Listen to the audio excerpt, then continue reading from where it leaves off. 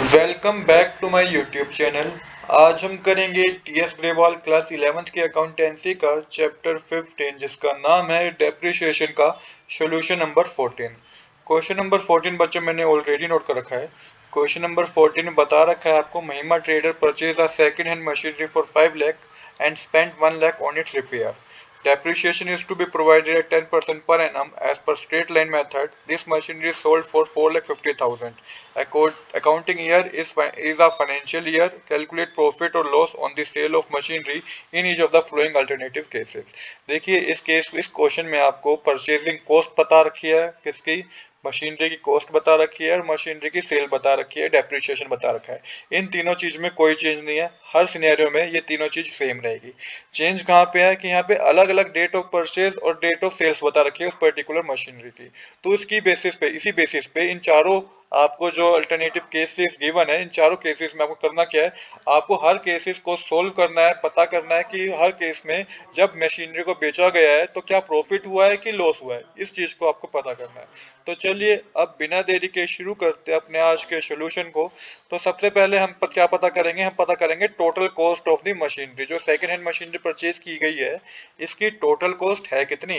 तो purchase price है 5 lakh rupees का और जो इंस्टॉलेशन या रिपेयर चार्जेस क्वेश्चन में बता रखे हैं 1 लाख रुपीज के हैं।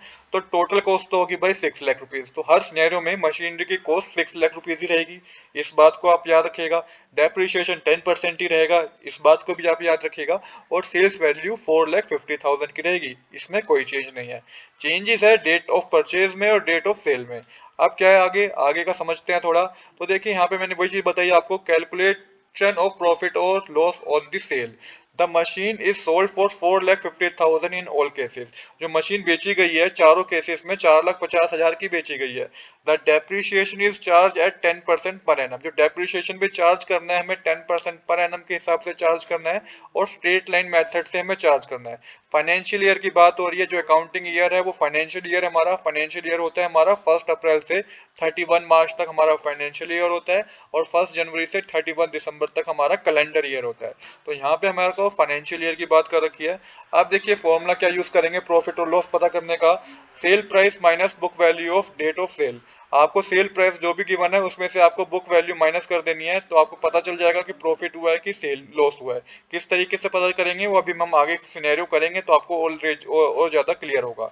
जो बुक वैल्यू है वो कैसे पता करेंगे, जो ओरिजिनल कॉस्ट है उसमें से डेप्रिसिएशन जो भी होगा टिल डेट तक जब वो बेची गई है वहां तक का पूरा डेप्रिसिएशन माइनस करके हम बुक वैल्यू को पता करेंगे। अब चलिए हो सकता है अभी भी कुछ डाउट हो, पर जैसे जैसे हम क्वेश्चन को आगे चलेंगे करेंगे आपके सारे डाउट क्लियर होते जाएंगे। तो केस नंबर 1 में डेट ऑफ परचेज बता रखी है बच्चों 1 अप्रैल 2022 है और डेट ऑफ सेल बता रखी है 31 मार्च 2025 है। तो टोटल डेप्रिसिएशन जो बच्चों लग रहा है वो पूरे 3 साल का लग रहा है, क्योंकि फाइनेंशियल ईयर की बात हो रही है 1 अप्रैल से 31 मार्च। तो यहाँ पे पूरा 3 साल का डेप्रिसिएशन आपका लगेगा। तो किस तरीके से कितना डेप्रिसिएशन लगेगा वो कैलकुलेट करते हैं। तो एनुअल डेप्रिसिएशन बच्चों जो हमारा होगा 6 लाख की मशीनरी की वैल्यू थी जो कि मैंने बताया कि हर केस में सेम ही रहेगी, मल्टीप्लाई 10/100 करेंगे तो 60,000 रुपीज आएगा। ये एनुअल डेप्रिसिएशन हो गया बच्चों, ये 1 साल का डेप्रिसिएशन है। और केस नंबर 1 में पूरा डेप्रिसिएशन 3 साल का लग रहा है, तो टोटल डेप्रिसिएशन हो जाएगा 1,80,000। अब बुक वैल्यू पता करनी है आपको 31 मार्च 2025 तक क्या बुक वैल्यू होगी। तो 6 लाख में से 1,80,000 माइनस करेंगे तो 4,20,000 की बुक वैल्यू होगी। क्वेश्चन बता रखा है कि मशीनरी को बेचा गया है 4,50,000 में, तो यहाँ पे 4,50,000 में बेचा गया है, पर जबकि मशीनरी की बुक वैल्यू तो 4,20,000 की है। तो इसका मतलब हमने प्रॉफिट में बेचा है। तो 4,50,000 माइनस 4,20,000 करेंगे तो 30,000 का प्रॉफिट होगा। तो हमने 30,000 के प्रॉफिट पे बेचा है। तो आई होप कि केस नंबर 1 में बच्चों कोई डाउट नहीं होगा।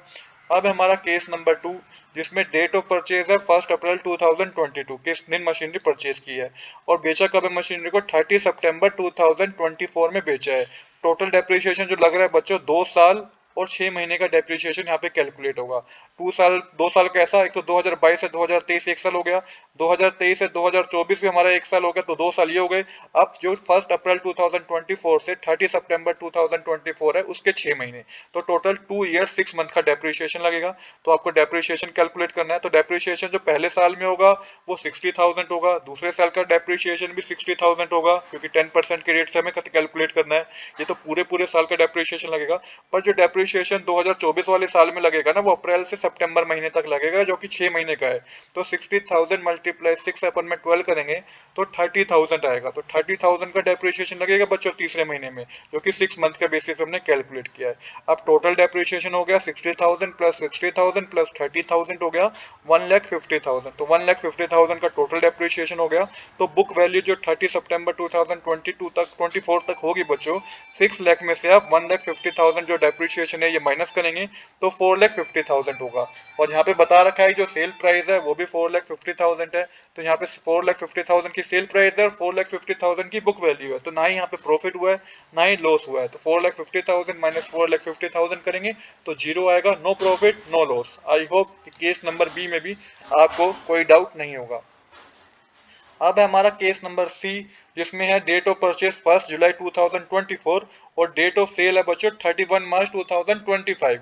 यहाँ पे जो डेप्रिसिएशन कैलकुलेट हो रहा है वो 2 साल 9 महीने का हो रहा है, क्योंकि पहले साल में 9 मंथ का कैलकुलेट होगा, क्योंकि 1 जुलाई 2022 से 31 मार्च 2023 तक 9 महीने होते हैं। तो पहले साल में 9 महीने का डेप्रिसिएशन कैलकुलेट होगा और दूसरे साल में पूरे साल का कैलकुलेट होगा और तीसरे साल में भी बच्चों पूरे साल का कैलकुलेट होगा। तो क्योंकि यहाँ पे जो डेट ऑफ सेल है वो 31 मार्च 2025 ही है। आप किस तरीके से कैलकुलेट करेंगे डेप्रिसिएशन, इस चीज को समझिएगा।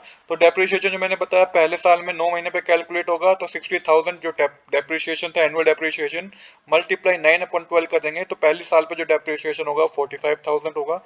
सेकंड ईयर पे जो डेप्रिसिएशन होगा मतलब कि 2023 और 2024 पे जो डेप्रिसिएशन होगा ये पूरे साल का होगा 60,000। और इससे नेक्स्ट ईयर में भी 2024 और 2025 वाले डेप्रिसिएशन जो होगा वो पूरे साल का होगा। तो टोटल डेप्रिसिएशन होगा 45,000 प्लस 60,000 प्लस 60,000, 1,65,000 का टोटल डेप्रिसिएशन होगा। अब आपको बुक वैल्यू पता करनी है। तो 31 मार्च 2025 तक जो बुक वैल्यू है मशीनरी की, तो 6 लाख में से 1,65,000 माइनस करेंगे तो 4,35,000 आएगा। तो ये 4,35,000 की बुक वैल्यू है मशीनरी की। अब यहाँ पे क्या हुआ, सेल कितने में करा, 4,50,000 में सेल करा। तो यहाँ पे आपको क्या हो गया, लॉस हो गया, क्योंकि सेल हमने कर दिया 4,50,000, सॉरी प्रॉफिट हो गया, सेल हमने ज्यादा में करा है और मशीनरी की वैल्यू कम है। तो 4,50,000 माइनस 4,30,000 करेंगे तो 15,000 का बच्चों हमें क्या हो गया, हमें प्रॉफिट हो गया। तो यहाँ पे केस नंबर सी भी बच्चों हमारा कंप्लीट हो गया।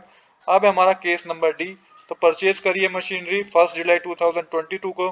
डेट ऑफ सेल क्या है, 30 सितंबर 2024 है। तो यहाँ पे जो डेप्रिसिएशन कैलकुलेट हो रहा है वो 2 साल 3 महीने का कैलकुलेट हो रहा है। कैसे 2 साल 3 महीने का कैलकुलेट हो रहा है, तो 1 जुलाई 2022 को तो परचेज करी मशीनरी। तो 1 जुलाई 2022 को जो परचेज करी तो फाइनेंशियल ईयर तो हमारा 31 मार्च 2023 को ऐड हो रहा है। तो पहले साल में तो 9 महीने का है डेप्रिसिएशन। दूसरे साल में जो डेप्रिसिएशन है बच्चों पूरे साल का है, पूरा 12 महीने का है, क्योंकि 1 अप्रैल 2023 से 31 मार्च 2000 1 अप्रैल 2023 से 31 मार्च 2024 तक पूरे पूरे साल का डेप्रिसिएशन लगेगा। और जो तीसरा महीना है ना हमारा, उसमें हमारा 6 महीने का डेप्रिसिएशन लगेगा, 1 अप्रैल 2024 से 30 सितंबर 2024 तक। अब यहाँ पे आपका टोटल 2 साल और 3 महीने का डेप्रिसिएशन कैलकुलेट करना है। मैंने बताया पहले साल पे 9 महीने का, दूसरे साल पे पूरे साल का डेप्रिसिएशन है और तीसरे साल पे 6 महीने का डेप्रिसिएशन है। तो जो पहला साल है 2022 से 2023 9 महीने का डेप्रिसिएशन है। तो 60,000 मल्टीप्लाई 9/12 करेंगे तो 45 का डेप्रिसिएशन पहले साल में होगा। दूसरे साल में पूरे साल का डेप्रिसिएशन है तो 60,000 का डेप्रिसिएशन होगा। और थर्ड ईयर में जो है हमारा डेप्रिसिएशन 6 महीने का है तो 30,000 का डेप्रिसिएशन होगा। टोटल डेप्रिसिएशन है 45,000 प्लस 60,000 प्लस 30,000, 1,35,000 का टोटल डेप्रिसिएशन है पूरा तीनों साल का डेप्रिसिएशन मिला के। जो बुक वैल्यू रह गई है 30 सितंबर 2024 तक वो है 6 लाख में से माइनस कर दीजिए डेप्रिसिएशन, जो कि 1,35,000 है। तो 4,65,000 की क्या रह गई है, बुक वैल्यू रह गई है। सेल प्राइस है 4,50,000 का। तो यहाँ पे बच्चों क्या हुआ है, प्रॉफिट हुआ है, क्योंकि बुक वैल्यू तो 4,65,000, यहाँ पे लॉस हुआ है क्योंकि बुक वैल्यू तो 4,65,000 की और बेचा दिया कम में, क्योंकि बुक वैल्यू ज्यादा है अभी भी पर बेच दिया हमने 4,50,000 में। तो यहाँ पे बच्चों में लॉस हुआ है। जो 4,65,000 में से 4,50,000 माइनस करेंगे तो 15,000 का हमें लॉस हुआ है। तो यही हमें इस क्वेश्चन में पता करना था। आज के लिए इतना ही। I hope you like this video. If you like this video, please do subscribe this channel. Thanks for watching.